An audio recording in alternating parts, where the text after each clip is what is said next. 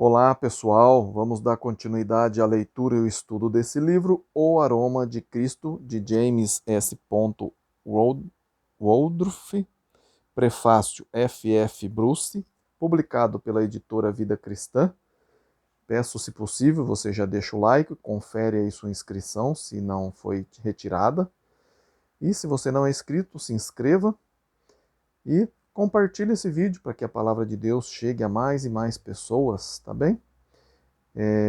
Se ficar alguma dúvida do que a gente vai estar vendo aqui hoje, meu e-mail está aí na descrição do vídeo, não fique com dúvida, escreva para mim, é ronaldozm@gmail.com. Terei o maior prazer de sentar e estudar a Bíblia com você, tudo gratuitamente, tá bem? Se você mora longe, a gente pode fazer isso através de uma videochamada também. Bom, vamos entrar hoje na terceira sessão. A primeira sessão foi ser, a segunda foi ter, e agora a terceira sessão vai ser conhecer. E diz assim: esta terceira sessão, correspondente a 2 Coríntios 5, de 1 a 17, é dominada pela palavra saber. Desde que Paulo discute conhecer depois de ser e ter, devemos concluir que o conhecimento em si é subsequente a ser e ter? De modo algum. Não se pode ser nem ter sem um conhecimento das boas novas e da reação apropriada a elas que nos colocam no relacionamento certo com Cristo. Mas esse tipo de conhecimento não é da espécie que Paulo tem em mente nesta sessão. Ele supõe que seus leitores possuem esse conhecimento primário essencial para que se tornem cristãos. Em 1 Coríntios 15, de 1 a 4, ele afirma isso enfaticamente. Abre aspas. Irmãos, venho lembrar-vos o evangelho que vos anunciei, o qual recebestes e no qual ainda perseverais, pois ele também sois salvos, se retiverdes a palavra tal como vô-la preguei, a menos que tenhais crido em vão. Antes de tudo vos entreguei o que também recebi, que Cristo morreu pelos nossos pecados, segundo as Escrituras, fecha aspas. A pregação de Paulo aos Coríntios é registrada nos primeiros versos de Atos capítulo 18, abre aspas. Depois disto, deixando Paulo Atenas, partiu para Corinto. Quando Silas e Timóteo desceram da Macedônia, Paulo se entregou totalmente à palavra, testemunhando aos judeus que o Cristo é Jesus. Fecha aspas. Os coríntios receberam, assim, o conhecimento das boas novas. O próprio Paulo foi um instrumento para isso. Nesta sessão que estamos considerando agora, porém, Paulo fala de um saber que se estende para além do conhecimento elementar. Trata-se de um conhecimento que se relaciona não só com a salvação, como também com o ministério eficaz, e, como tal, é subsequente a ser e ter. Como devemos entender, então, o saber que domina esta seção? Observando as diferentes maneiras como é usado na seção. Cada parágrafo no texto é introduzido por uma sentença que contém o verbo saber ou conhecer. As sentenças principais são: 1. Abre aspas. Sabemos que, se a nossa casa terrestre deste tabernáculo se desfizer, temos a parte de Deus um edifício, fecha aspas. Está lá em 2 Coríntios 5, 1. Ponto 2. Temos, portanto, sempre bom ânimo, sabendo que, enquanto no corpo estamos ausentes do Senhor, vou ler de novo. Temos, portanto, sempre bom ânimo, sabendo que, enquanto no corpo estamos ausentes do Senhor, fecha aspas. Está lá em 2 Coríntios 5, 6. 3. E assim, conhecendo o temor do Senhor, persuadimos aos homens. Fecha aspas. Está lá em 5:11. E, ponto 4, assim que nós, daqui por diante, a ninguém conhecemos segundo a carne. Fecha aspas. Está lá em 5:16. Qual o pensamento por trás disso tudo? Trata-se de mais que um simples conhecimento dos fatos. É a percepção relativa a três aspectos principais de nosso ministério. 1. Nossa pessoa. 2. O Senhor. E 3. Os perdidos. O termo saber possui um significado diferente em cada um desses aspectos principais. 1. No que se relaciona à nossa pessoa. Está lá no versos de 1 a 10. Saber sugere confiança. 2. No que se refere ao Senhor, que está lá no verso de 11 a 15. Saber denota convicção. 3. No que se refere aos perdidos, está lá no verso 16 e 17. Saber implica em consideração. Chegamos então à parte do manual de Paulo sobre o ministério que está ligada aos três primeiros relacionamentos de nossas vidas. 2 pontos: nossa pessoa, o Senhor e os perdidos. Ele desenvolve cada relacionamento em termos da qualidade peculiar mais essencial ao seu sucessor. 2 pontos: confiança, convicção e consideração, respectivamente. Esses três aspectos e qualidades correspondentes ocupam inteiramente nossa vida e nosso ministério. Mas desde que a vida do cristão é o seu ministério, não fazemos distinção entre os dois, até que reconheçamos nossa vida como nosso ministério e nosso ministério como nossa vida. Não iremos tornar-nos parte do movimento vital necessário no mundo de hoje. Não seremos o sal da terra, a cidade erguida sobre o monte. Mas aqueles cuja vida é o seu ministério e cujo ministério é a sua vida são o aroma de Cristo e estão espalhando a fragrância do conhecimento dele por toda a parte. Então vamos entrar aqui no capítulo 8, dentro desse contexto aqui de conhecer, da terceira sessão, conhecer, que vai falar sobre conhecimento pessoal. Vamos ver o que vai falar. Vamos ler primeiro aqui, 2 Coríntios 5, de 1 a 10, abre aspas. Sabemos que, se a nossa casa terrestre deste tabernáculo se desfizer, temos da parte de Deus um edifício, casa não feita por mãos, eterna, nos céus. E por isso, neste tabernáculo, gememos, aspirando por ser revestido da nossa habitação celestial.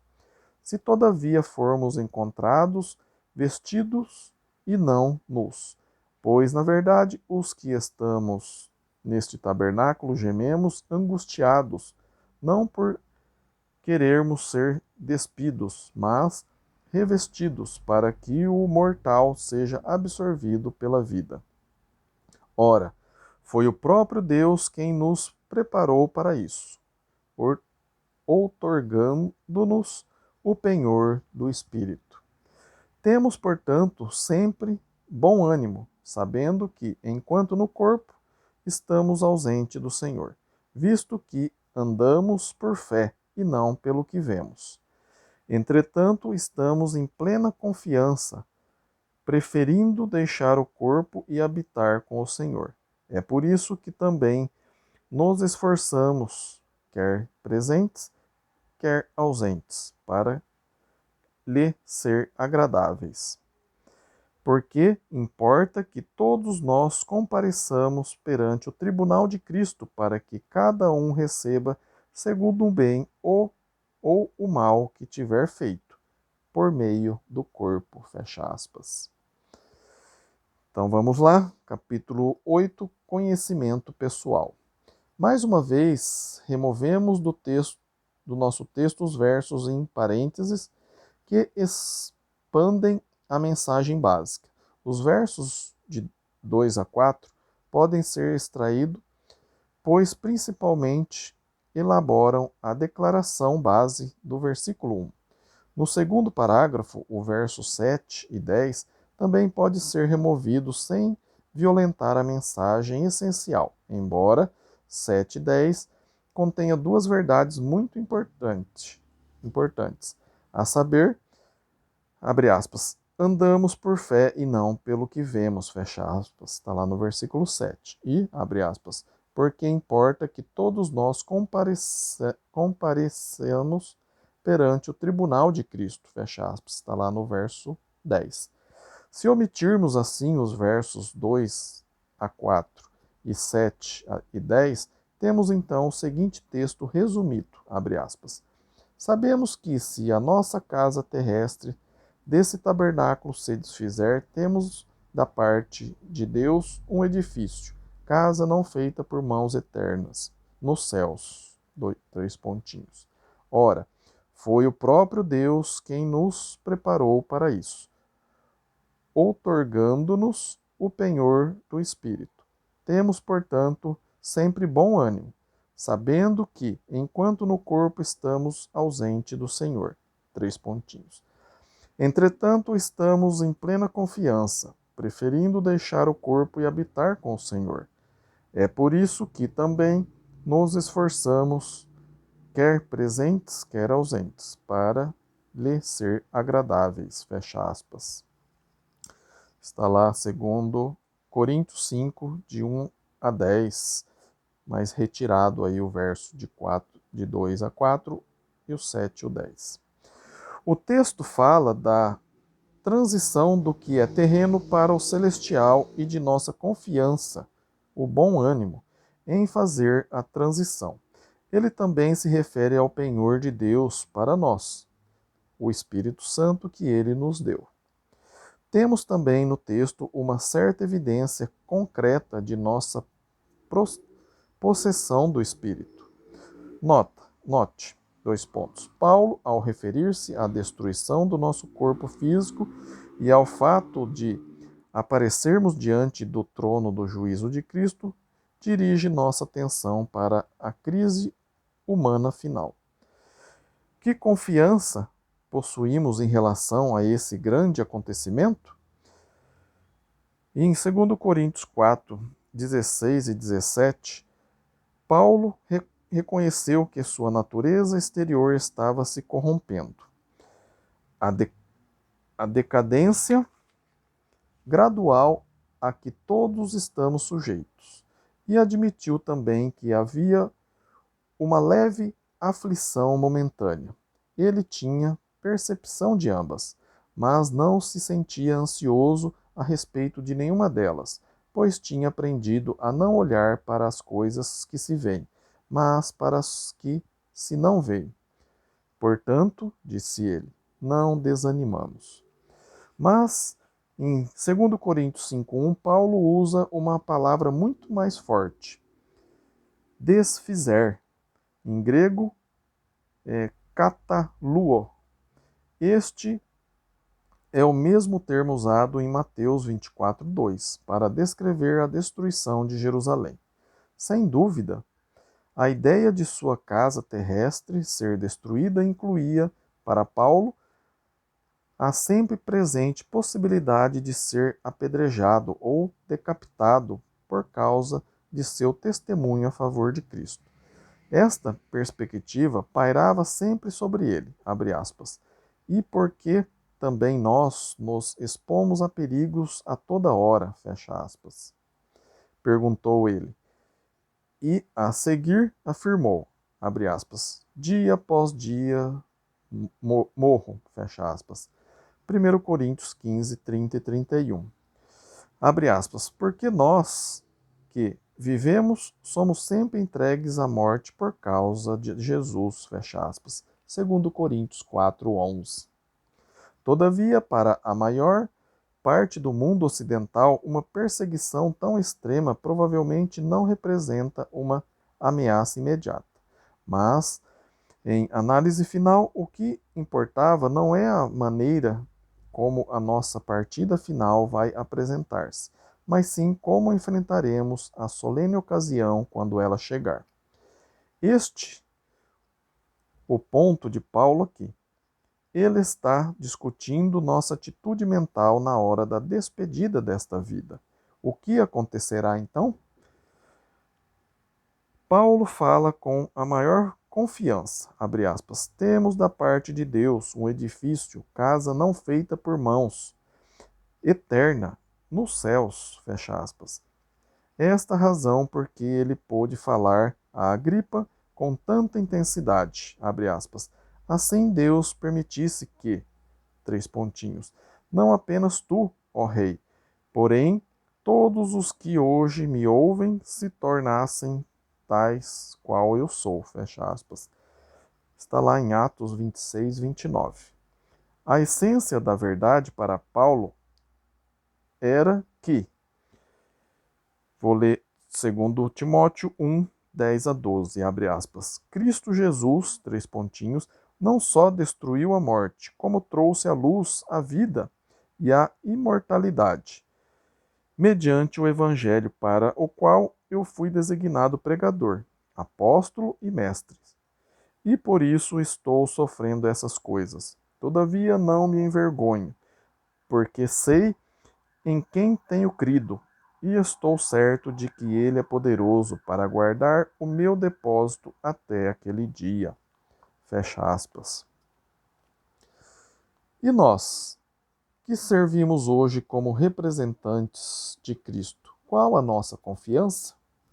É importante que nos conheçamos bem a esta altura, porque nossa urgência e nossa sinceridade irá variar em proporções diretas à nossa confiança. Qualquer pessoa que fique embaraçada com a pergunta: Você é salvo? Deve fazer uma reavaliação de seus fundamentos. A pergunta: se você morresse agora, iria para o céu? Precisa ser respondida sim, pela graça de Deus. Mas nos é possível exalar uma fragrância incerta neste ponto vital.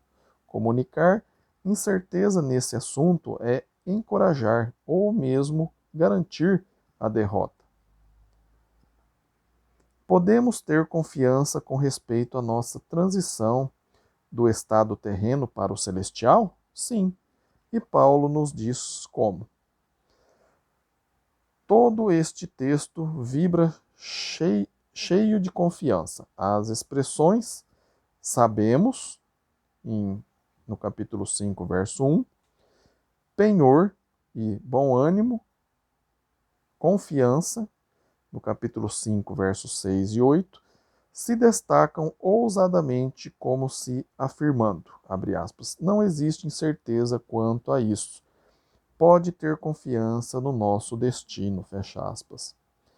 Primeiro, dois pontos. Paulo simplesmente salientou com simplicidade, abre aspas, sabemos, três pontinhos, temos da parte de Deus um edifício, três pontinhos, eterno, nos céus, fecha aspas. Ele tinha plena certeza disso, mas a confiança de Paulo, embora fosse a respeito de si mesmo, não estava em si mesmo. A diferença é grande. Depois de dizer com confiança, abre aspas, sabemos que temos da parte de Deus um edifício, fecha aspas. Ele afirma no versículo 5, abre aspas, ora, pois o próprio Deus quem nos preparou para isso, fecha aspas. Paulo tinha confiança a respeito de si mesmo, mas essa confiança estava em Deus. É Deus quem está preparando isso para nós. Nossa transição do estado terreno para o celestial. Mas qual a nossa certeza? Este é o ponto alto. Note, abre aspas, ele nos deu o Espírito como garantia. Espírito aqui com letra maiúscula, né? O Espírito Santo. Fecha aspas. outorgando-nos o penhor do Espírito, fecha aspas, está lá no 5:5. Esta é a nossa confiança, diz Paulo. Nossa possessão do Espírito é nossa escritura para a nova casa. Não existe insegurança com relação a tomar posse de uma casa desde que a pessoa tenha em seu poder a escritura da mesma. Não existe, então, incerteza quanto à nossa ocupação de nossa casa celestial desde que possuímos o Espírito Santo. Outras passagens estabelecem a mesma verdade. Vou ler aqui Efésios 1, 13 e 14, abre aspas. Em quem também vós, depois que ouvistes a palavra da verdade, o evangelho da vossa salvação, tendo nele também crido, foste selado com o Santo Espírito da promessa, o qual é o penhor da nossa herança, até ao resgate da sua propriedade. Fecha aspas. De novo, abre aspas, ele também nos selou e nos deu o penhor do Espírito em nosso coração, fecha aspas, 2 Coríntios 1, 22. Essa passagem, né, 2 Coríntios 1, 22, e Efésios, né, também 1, de 13 a 14, são as únicas em que o termo Arrabon é usado no Novo Testamento, e as três referem-se ao Espírito de Deus como penhor, uma garantia. Veja também Romanos 5, 5, Romanos 8, 13, 11 a 17, Gálatas 4, 6. Todas essas afirmam a habitação interior do Espírito de Deus no cristão, mas sem referir-se a ela como penhor, como fez as anteriores. Existe uma outra passagem, Romanos 8, 23, que usa a ideia paralela do Espírito Santo como penhor, mas emprega a expressão primícias. Dessas passagens concluímos que o Espírito de Deus é o dom e, como tal, um penhor, os primeiros frutos, a primeira evidência de maiores coisas que virão da parte de Deus. Veja Quetel, volume 1, página 475 e 486, para discussão do genitivo de aposição à sua influência sobre o conceito do Espírito Santo como um dom. O ponto em que o Espírito Santo, ou como garantia, é concedido foi identificado por Pedro de maneira geral em Atos 5:32, abre aspas. O Espírito Santo que Deus outorgou aos que lhe obedecem, fecha aspas. Mais especificamente em Atos 2:38, Pedro apontou no momento exato na experiência humana em que tem lugar a transação entre Deus e o homem. Depois de pregar às multidões em Pentecostes e anunciar-lhes o senhorio de Jesus, ele admoestou-os, abre aspas, Atos capítulo 2, versículo 38. Arrependei-vos e cada um de vós sejam batizados em nome de Jesus Cristo, para remissão dos vossos pecados, e recebereis o dom do Espírito Santo. Fecha aspas. O Espírito Santo é dado ao crente arrependido depois deste ter sido batizado.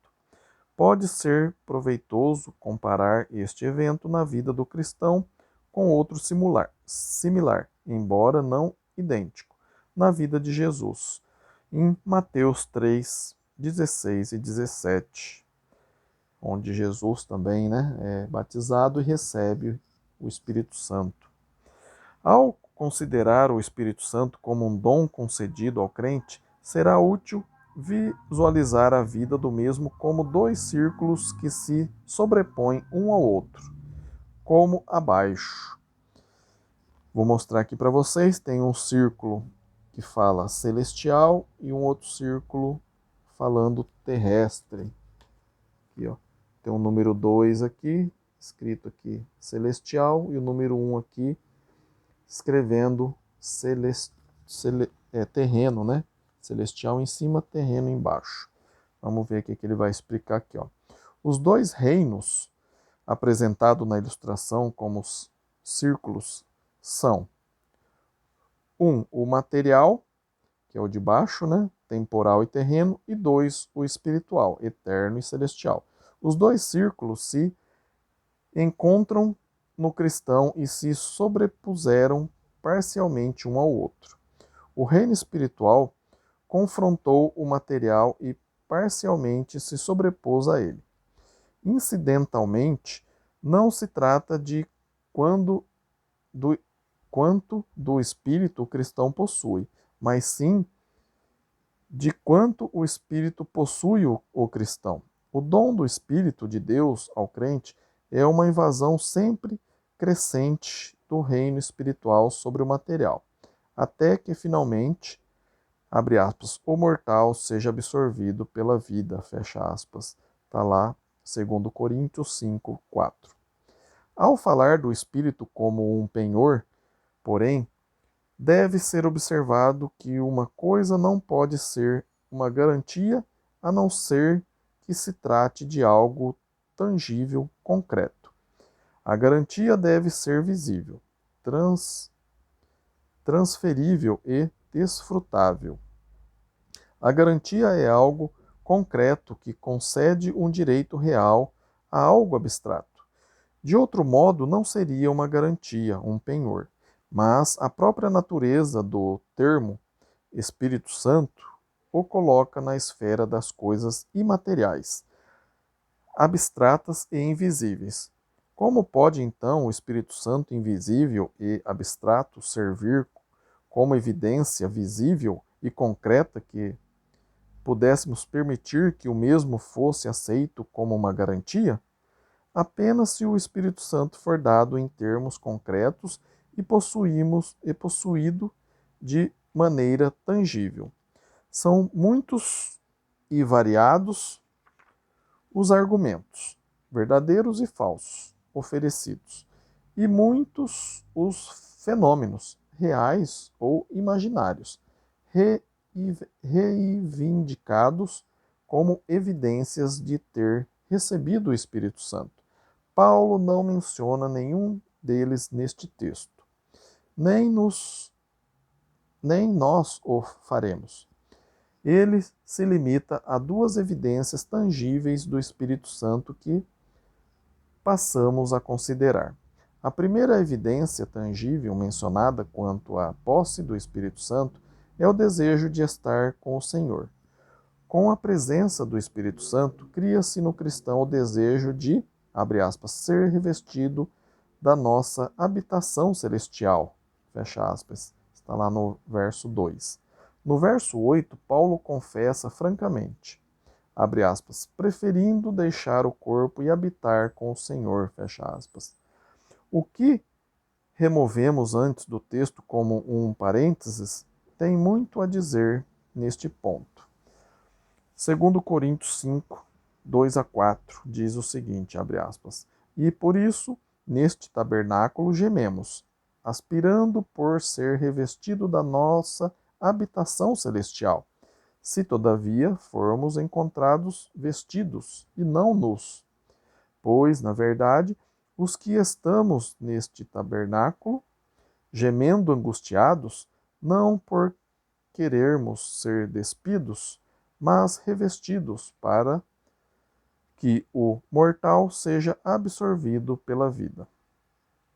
Paulo expressou, fecha aspas, Paulo expressou o mesmo desejo aos Filipenses. Filipenses 1, 21 a 23, abre aspas. Portanto, para mim o viver é Cristo e o morrer é lucro. Entretanto, se o viver na carne faz fruto para o meu trabalho, já não sei o que hei de escolher. Ora, de um ou outro lado estou constrangido, tendo o desejo de partir e estar com Cristo, o que é incomparavelmente melhor, fecha aspas.